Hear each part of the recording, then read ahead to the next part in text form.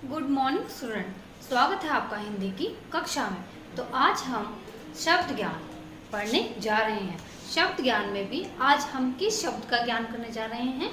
विलोम का, विलोम शब्द। तो आज हम विलोम शब्दों के बारे में पढ़ने जा रहे हैं। लेकिन विलोम शब्दों को पढ़ने से पहले मैं आपको एक कहानी सुनाती हूँ। इस कहानी को आप अच्छे से सुनिएगा और इस कहानी में कुछ शब्द आए हैं, उन शब्दों को मैं यहाँ पर लिखूंगी, फिर उन शब्दों के बारे में हम जानेंगे। तो देखिए, कहानी है एक राजा और रंग की। तो कहानी में कौन कौन है? एक राजा है और एक रंग है। ठीक है, राजा बहुत मोटा है। राजा कैसा है? मोटा। और रंग कैसा है? पतला। राजा बहुत मोटा है और रंग बहुत पतला है। राजा हमेशा उदास रहता है। क्या रहता है राजा? हमेशा उदास। और रंग हमेशा खुश रहता है। राजा बहुत कड़वा बोलता है, सबसे कड़वा बोलता है। और रंग सबसे मीठा बोलता है। तो राजा जब सबसे कड़वा बोलता है तो कड़वे बोलने के कारण राजा के बहुत शत्रु हैं। इसके कारण राजा के बहुत शत्रु हैं? कड़वा बोलने के कारण। और रंग बहुत मीठा बोलता है, इसलिए रंग के बहुत मित्र हैं। तो एक दिन क्या होता है, राजा के कुछ शत्रु उस पर आक्रमण कर देते हैं और राजा चुपचाप ऊपर जाकर छुप जाता है। तो राजा कहाँ छुपता है? ऊपर जाकर। लेकिन जो रंग है वो बहुत बहादुर होता है और वो उनका सामना करता है नीचे खड़े होकर। तो जो रंग है वो कहाँ रह जाता है? वो नीचे रह जाता है और शत्रुओं का सामना करने के लिए तैयार हो जाता है। तो राजा ऊपर क्यों छुपा था? क्योंकि वो डरपोक था। डरपोक था ना राजा। लेकिन रंग बहुत निडर था, इसलिए वह अपने दुश्मनों से क्या करता है? लड़ता है। तो इसमें राजा की उसके डरने के कारण हार हो जाती है। क्या हो जाती है? हार हो जाती है। लेकिन रंग निडर था तो वह शत्रुओं से सामना करता है और उन शत्रुओं से जीत जाता है। तो यहाँ पर हमारी कहानी खत्म हो जाती है। तो देखिए, इस कहानी में कुछ शब्द आए थे जो हमने यहाँ पर लिखे थे। तो आपने एक चीज देखिए, राजा और रंग एक दूसरे के विपरीत थे। जैसे राजा बहुत मोटा था, रंग बहुत पतला था। राजा बहुत उदास रहता था और रंग हमेशा खुश रहता था। और राजा हमेशा कड़वा बोलता था, लेकिन रंग बहुत मीठा बोलता था। राजा के बहुत सारे शत्रु थे, लेकिन रंग का एक भी शत्रु नहीं था। और राजा क्या था? डरपोक था और रंग निडर था। तो राजा कहाँ छिप जाता है? ऊपर जाके। लेकिन रंग किसका सामना करता है? शत्रुओं का नीचे रहकर सामना करता है। राजा अपने डरपोक होने के कारण उनसे हार जाता है और रंग की जीत हो जाती है। तो राजा और रंग दोनों एक दूसरे के विपरीत थे, अर्थात एक दूसरे का उल्टा अर्थ बताने वाले शब्दों को हम विलोम शब्द कहते हैं। तो राजा और रंग हम क्या कह सकते हैं? एक दूसरे के विलोम हैं। विलोम है ना, एक दूसरे के उल्टे हैं, एक दूसरे से अलग हैं। तो जो शब्द एक दूसरे के विपरीत होते हैं या उन दोनों का एक दूसरे का अर्थ जो विपरीत होता है, उसे हम विलोम शब्द कहते हैं। तो देखिए, अब हम परिभाषा देखेंगे विलोम शब्द की। तो आइए अब हम विलोम शब्द की परिभाषा पढ़ते हैं। जैसे कि हमने अभी उस कहानी में देखा था, राजा और रंग एक दूसरे के विपरीत थे। तो हम क्या कह सकते हैं? ऐसे शब्द जो एक दूसरे के विपरीत या उल्टा अर्थ देते हैं, उन्हें हम विलोम शब्द कहते हैं। एक दूसरे का उल्टा अर्थ बताने वाले शब्दों को विलोम शब्द कहते हैं। जैसे हानि, लाभ, कोमल, कठोर, सरल, कठिन, प्रेम, घृणा। तो ये शब्द क्या हैं? एक दूसरे के उल्टा अर्थ बताने वाले शब्द हैं। जैसे कोमल का मतलब होता है बिल्कुल सॉफ्ट, नरम, और कठोर का मतलब होता है सख्त। तो दोनों का उल्टा अर्थ हो गया ना। देखिए, जैसे हानि, हानि, लाभ, सरल, कठिन। तो ये हमारे शब्द क्या हैं? विलोम शब्द हैं। तो आइए कुछ विलोम शब्दों के बारे में अब हम जानेंगे। तो आइए बेटा कुछ विलोम शब्दों के बारे में जानें। तो देखिए, आलसी। आलसी का विलोम शब्द क्या होता है? परिश्रमी। प्रेम, घृणा, निंदा, प्रशंसा, सरल, कठिन, उत्तीर्ण, अनुत्तीर्ण, तेज, धीमा, हानि, लाभ, ज्ञान, अज्ञान, दयालु, निर्दय, रुचि, अरुचि, कोमल, कठोर, विशाल, लघु, अंधकार, प्रकाश, जय, पराजय, गुण, दोष, आशा, निराशा, उदय, अस्त, शिक्षित, अशिक्षित, उन्नति, अवनति, स्वतंत्र, प्रतंत्र। तो ये थे बेटा हमारे कुछ विलोम शब्द। ठीक है, कुछ शब्दों के विलोम शब्द। तो अभी बेटा हमने कुछ विलोम शब्दों के बारे में पढ़ा। तो अब हम कुछ अभ्यास करते हैं। तो देखिए, अब हम करेंगे अभ्यास का है, जैसे सत्य की हमेशा डैश पर जीत होती है। तो सत्य की हमेशा किस पर जीत होती है? असत्य पर। तो यहाँ पर सत्य का विलोम शब्द कौन है? असत्य। सत्य, असत्य। अनेकता में डैश हमारे देश की विशेषता है। तो यहाँ पर क्या आएगा? अनेकता का उल्टा शब्द कौन सा हो गया? एकता। अनेकता। ठीक है, अनेकता, एकता। दरवाजा खुला है, बंद कर दो। बंद कर दो। तो खुला का उल्टा क्या हो गया? बंद। बड़ों का हमेशा आदर करो, डैश नहीं। तो आदर का अपोजिट शब्द क्या होगा? विलोम शब्द क्या होगा? अनादर। तो ये था हमारा कुछ अभ्यास। तो मैं आशा करती हूँ आपको विलोम शब्द अच्छे से समझ में आ गए होंगे। तो अब हम अपनी हिंदी के पाठ्य पुस्तक का आओ करे 4 और आओ करे 5 करने जा रहे हैं। तो देखिए बेटा, आओ करे 4 में क्या करना है? आओ करे 4 में दिए गए शब्दों के विलोम शब्द चुनकर लिखिए।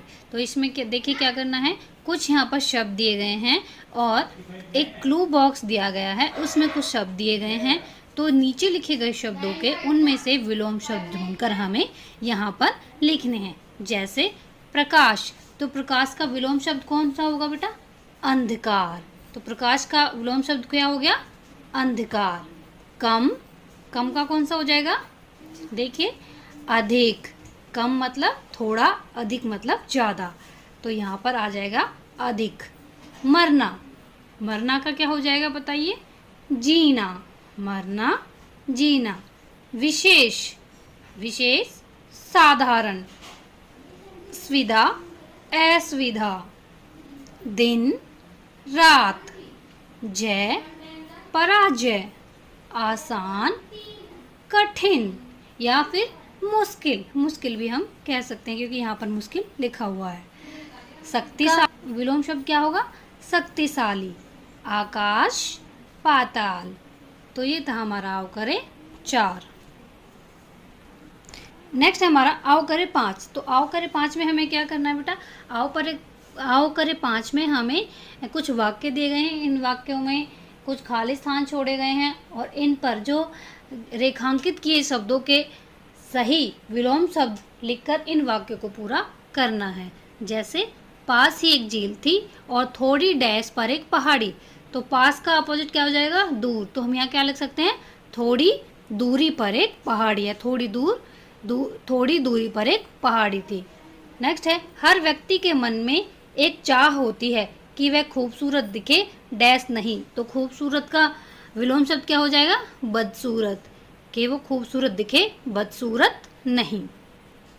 हमें सबसे प्रेम करना चाहिए, डैश नहीं। तो प्रेम का विलोम शब्द क्या आ जाता है? घृणा। ठीक है, हमें सबसे प्यार करना चाहिए, नफरत नहीं, अर्थात घृणा नहीं। प्रतियोगिता में कभी जीत होती है तो कभी हार। तो जीत का विलोम शब्द क्या हो जाएगा? हार। तो यहाँ पर क्या आ जाएगा? हार। तो ये था आओ करें 5।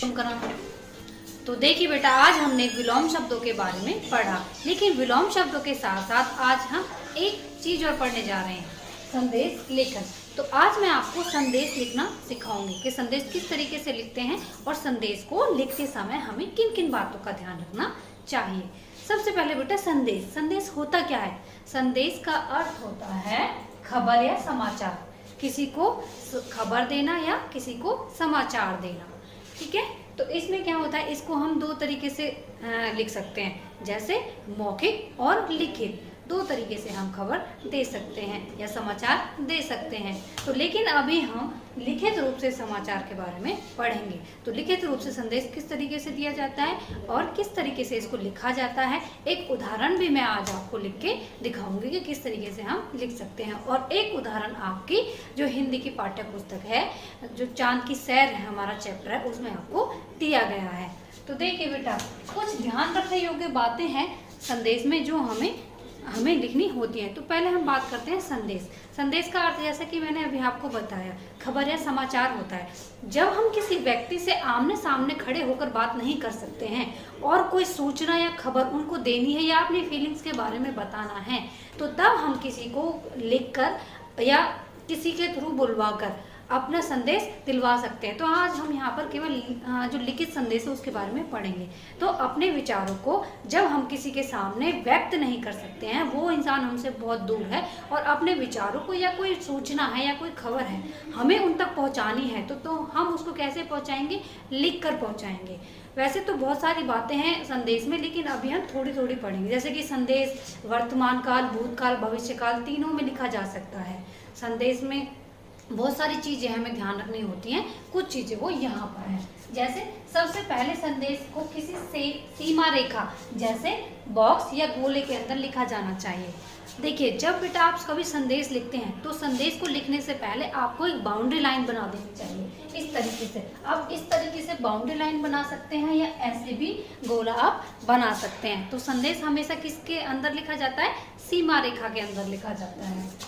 दूसरा, कम से कम शब्दों का प्रयोग किया जाना चाहिए, अर्थात जिस विषय पर आप संदेश लिखना चाह रहे हैं उसमें आपको कम से कम लेकिन प्रभावशाली शब्दों का प्रयोग करना चाहिए। मतलब कि जैसे आप किसी को जन्मदिन की बधाइयाँ दे रहे हैं, तो आप ये नहीं लिखेंगे कि कैसे जन्मदिन बनाना है, क्या करना है, क्या नहीं करना है। बस आपको उनको जन्मदिन की बधाई देनी है। अर्थात जिस विषय पर हम संदेश लिखने जा रहे हैं वो कम से कम शब्दों में होना चाहिए। थर्ड, संदेश की शुरुआत में संदेश शब्द अवश्य लिखें। अर्थात जब आप यहाँ पर मान लीजिए ये हमारी बाउंड्री लाइन है, जब हम यहाँ पर संदेश लिखने जा रहे हैं तो हमें यहाँ पर लिखना चाहिए कि हम किसके ऊपर संदेश लिखने जा रहे हैं। जैसे कि मान लीजिए आपको किसी को जानकारी देना है, तो उसमें हम क्या लिखेंगे? ऊपर सूचना संदेश। या किसी को आपको बधाई देनी, जैसे बर्थडे पर आपको बधाई देनी है, तो उसमें क्या लिखेंगे आप? उसमें लिखेंगे शुभकामना संदेश। तो यहाँ पर हम क्या लिख देंगे? ये भी इसके अंदर आना चाहिए। मैंने तो अभी बॉक्स छोटा सा बनाया है, लेकिन ये सबसे ऊपर यहाँ पर शुभकामना संदेश यहाँ पर लिखा होना चाहिए। अब है उसके बाद जैसे आपने वहाँ पर अपना टाइटल लिख लिया, जैसे कि किस पर आप संदेश लिखने जा रहे हैं, उसके बाद आपको क्या लिखना है? उसके बाद दिनांक। तो आपको वहाँ पर जिस दिनांक को आप लिखने जा रहे हैं वो डेट आपको डालनी जरूरी है, और समय, किस समय पर आप ये लिख रहे हैं। फिर है अंत में संदेश लिखने वाले का नाम अवश्य लिखें। अर्थात जो व्यक्ति संदेश लिख रहा है वह अपना नाम हमेशा अंत में लिखे। बीच में तो आपका क्या आएगा? बीच में आपका टॉपिक आएगा। आप जैसे कि मान लीजिए शुभकामना संदेश दे रहे हैं, तो आप जिसको शुभकामनाएं देंगे कम से कम शब्दों में, वहाँ पर वो लिखने के बाद अंत में आपको अपना नाम लिखना जरूरी होगा अगर आप संदेश लिख रहे हैं। तो संदेश ज़्यादा से ज़्यादा 40 से 50 शब्दों का होना चाहिए। जैसे मैंने आपको कहा था कि कम से कम लेकिन प्रभावशाली शब्दों का प्रयोग किया जाना चाहिए। शब्द ज़्यादा नहीं होने चाहिए, एक्सप्लेनेशन ज़्यादा नहीं होना चाहिए। 40 से 50 शब्द काफ़ी होते हैं।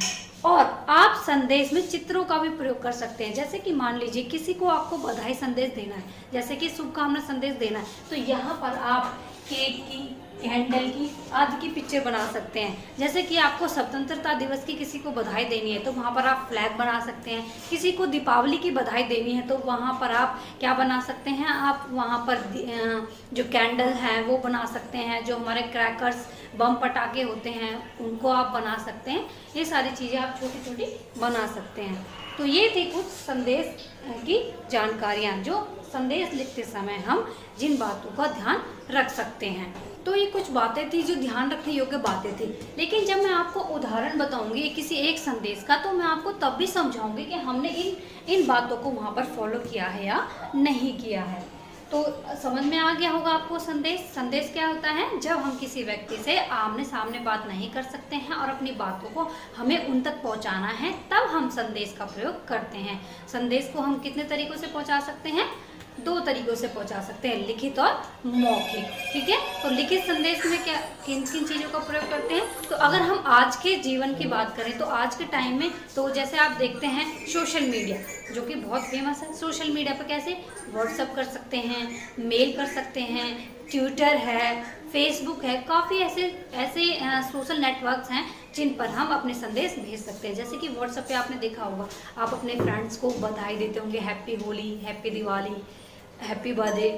तो इस तरीके से आप आज के टाइम में करते हैं। लेकिन जब ये सोशल नेटवर्क नहीं था, जब हमारे पास इलेक्ट्रॉनिक माध्यम नहीं थे, तो तब हम कैसे करते थे, तब एक पोस्ट कार्ड के थ्रू संदेश जो है वो लिखा जाता था। अब संदेश, वो पोस्ट कार्ड कैसा होता था, वो पोस्ट कार्ड इस तरीके से होता था, उसमें बाउंड्री होती थी, फिर उसके अंदर ही हम सारा संदेश लिखते थे। तो आज एक संदेश हम लिखने, तो देखिए बेटा, ये हमारा जन्म दिवस की शुभकामनाओं पर एक संदेश है। जैसे कि मैंने आपको बताया था कि संदेश लिखते समय हमें किन किन बातों का ध्यान रखना चाहिए, और मैंने आपको ये भी बोला था कि मैं एक संदेश लिख के आपको बताऊंगी भी कि हमने उन बातों का ध्यान रखा है या नहीं रखा है। तो पहले हमने जो बात समझी थी वो क्या थी कि संदेश को एक सीमा रेखा के अंदर रखना चाहिए। तो आप वो बॉक्स भी बना सकते हैं और ऐसे करके सर्कल भी बना सकते हैं। तो हमने एक बॉक्स बनाया है, तो इसको, ये बॉक्स बनाना आपका बहुत ज़रूरी है जब आप संदेश लिखते हैं। फिर है कि जब हम संदेश लिखते हैं तो उस पर संदेश जो लेखन है, जिस विषय पर हम संदेश लिखने जा रहे हैं उसका लिखना बहुत ज़रूरी है। जैसे कि हमने लिखा जन्म दिवस पर शुभकामना संदेश, तो ये कौन सा संदेश है कि किसी का बर्थडे है और उसको हम शुभकामनाएं देने जा रहे हैं। फिर हम कि यहाँ पर इस तरीके से दोहे या शायरी जो हम बोल सकते हैं, कुछ लाइनें हम लिख सकते हैं। जैसे कि तुम जियो हजारों साल, साल के दिन हो 50,000। इस तरीके से आप लाइनें, 2 लाइनें भी इस तरीके से आप लिख सकते हैं। फिर मैंने कहा था कि दिनांक और समय जरूर डाला जाना चाहिए, तो हमने डाला दिनांक 12 जुलाई 2021, समय 12:04। ठीक है, फिर उसके बाद हमारा आ जाता है बीच का, जो हमें संदेश देना है, बीच का पोर्शन। ये हमने क्या कहा था, ये प्रभावशाली शब्दों में होना चाहिए और कम से कम शब्दों में होना चाहिए।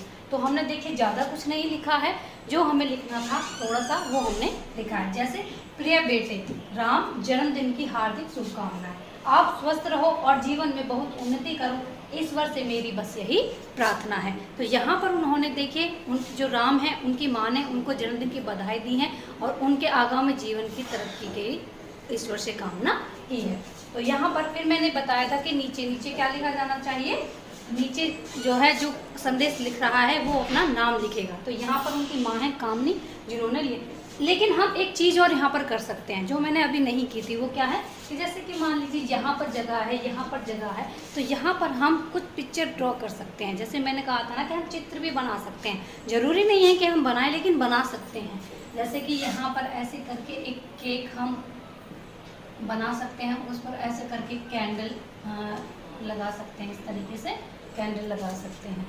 तो यहाँ पर तो एक यहाँ पर बना सकते हैं। तो इस तरीके से हम संदेश को लिख सकते हैं। तो ये था हमारा संदेश लेखन। तो जैसे कि बेटा आपने अभी संदेश लेखन को समझा और एक उदाहरण भी देखा, तो ऐसे ही अब हमारा जो हमारी बुक है उसमें अवकरण 9 है, उसमें संदेश लेखन है। संदेश एक मित्र के द्वारा संदेश भेजा गया है कि वो घूमने जा रहा है और उसकी जानकारी वह अपने मित्र को देना चाहता है, क्योंकि उसका मित्र उसके साथ घूमने जा रहा है। तो देखिए क्या संदेश है कि आपका दोस्त भी आपके साथ घूमने जाना चाहता है। अब आप अपनी कॉपी में समय पर घर पहुंचने के लिए संदेश लिखिए। तो इसमें कुछ प्रश्न दिए गए हैं, 2 उन बिंदुओं के आधार पर आपको लिखना है। जैसे घर पर पहुंचने का समय, कि उसको आपका जो मित्र है उसे कब आपके घर पर पहुंचना है, और आप लोग कहाँ घूमने जा रहे हैं। तो देखिएगा, आप ध्यान दीजिएगा कि दोनों ही चीज़ें इसमें मेंशन की गई है। जैसे हमने पहले सूचना संदेश लिखा क्योंकि वो टाइम की सूचना देना चाहता है, फिर 12 जो हमने डेट लिखी, फिर हमने टाइम लिखा, फिर संबोधन शब्द, प्रिय मित्र राम, मैंने तुम्हें पहले ही बताया था कि हम सभी 1 सप्ताह बाद शिमला घूमने जाने वाले हैं। मैं 2 दिन विद्यालय नहीं आ पाया था, इसी कारण हम इस बारे में बात नहीं कर पाए। हमें परसों ही शिमला जाने के लिए निकलना है। अब देखिए यहाँ पर समय बता दिया, कब निकलना है, परसों निकलना है। कहाँ पर निकलना है, शिमला के लिए जगह और समय दोनों बताए हैं। अब अपने मित्र को बताना है कि वो कब निकले।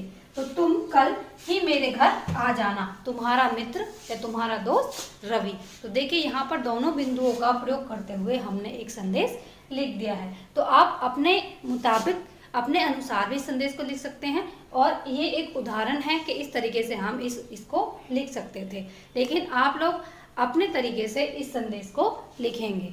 तो मैं आशा करती हूँ आज के दोनों टॉपिक कौन कौन से, विलोम शब्द और संदेश लेखन, दोनों ही आपको अच्छे से समझ में आ गए होंगे। धन्यवाद।